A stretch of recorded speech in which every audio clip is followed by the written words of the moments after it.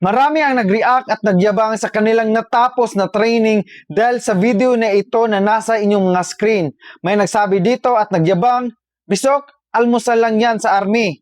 Bisok, training lang yan ng CAFGO. Bisok, exercise lang yan sa ranger." Ang experience po sa training ng isang pulis o sundalo ay subjective po yan. Ano ba itong subjective?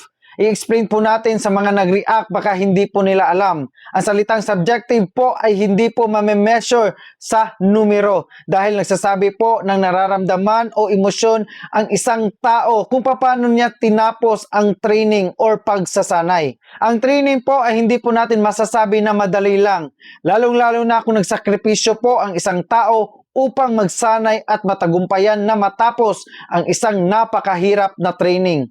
Ang training po ng pulis o sundalo ay dinidevelop po dito kung paano mag-isip ng malalim, magdesisyon ng tama at madisiplina ang sarili.